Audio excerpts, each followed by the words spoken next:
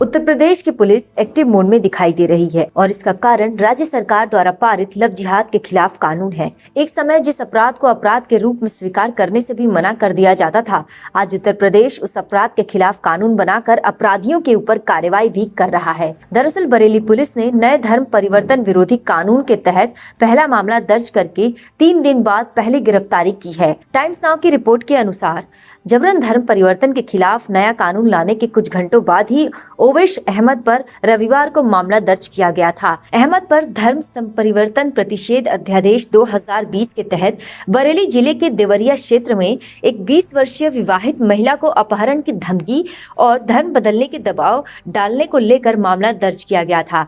आरोपी की तलाश में पुलिस कई दिनों से जुटी थी। गिरफ्तारी के बाद आरोपी ने कहा कि उसे डर था कि मुठभेड़ में उसे गोली न मार दी जाए, इसलिए वो छुपा हुआ था।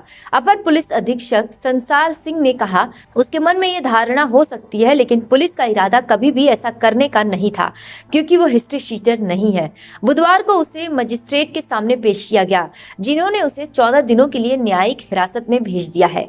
योगी आदित्यनाथ के नेतृत्व में उत्तर प्रदेश की सरकार इस अपराध के बढ़ते मामले को देखकर इस कानून के लिए जल्द से जल्द अध्यादेश लेकर आई, जिसका परिणाम मिलना शुरू हो चुका है। अब अपराधी न सिर्फ भाग रहे हैं, बल्कि कोने में जाकर छिप रहे हैं। योगी सरकार के आने के बाद यूपी पुलिस का अपराधियों के खिलाफ रिकॉर्ड को देखते हुए लव जिहाद करने वाले भी बिलों में घुसना आरंभ कर चुके हैं। बता दें कि पिछले 1 वर्ष में लव जिहाद के मामलों में अचानक से तेजी देखने को मिली, जिसके बाद इस अपराध के खिलाफ कानून की मांग तेज हुई। जी न्यूज की एक रिपोर्ट के अनुसार मेरठ में शमशाद नामक एक व्यक्ति ने एक महिला और उसकी पुत्री की हत्या कर दी। शमशाद अपना धर्म और नाम छुपाकर इस महिला संग लिव इन रिलेशनशिप में था। वहीं जागरण की एक रिपोर्ट के अनुसार पटना में प्रेम विवाह के 4 साल पश्चात एक मुस्लिम व्यक्ति ने अपनी पत्नी को धर्म बदलने को कहा और यह भी कहा कि अगर वो ऐसा नहीं करती तो उसे घर से निकाल दिया जाएगा। और ये किस्से बस कुछ दिन या हफ्ते पुराने हैं। अगर खोदने जाए तो ऐसे किस्सों का पूरा अंबार निकलेगा। यूपी सरकार द्वारा राज्य में लव जिहाद के मामलों को साबित करने के लिए गठित विशेष जांच दल ने 14 में से 11 मामलों में लव जिहाद के होने का पता लगाया था।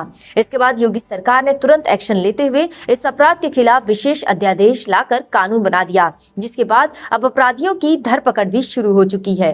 भारतीय दक्षिण पंथ मानता है कि लव जिहाद एक क्रूर वास्तविकता है, वहीं वामपंथी इसे एक दक्षिणपंथी षड्यंत्र मानते हैं। दोनों ही पक्ष अपने अपने विचारों पर अडिग हैं, परंतु उत्तर प्रदेश के उदाहरण को देखा जाए और पिछले 3-4 महीनों में हुए मामलों को ध्यान से देखा जाए तो लव जिहाद कोई षड्यंत्र नहीं बल्कि आज की वास्तविकता है।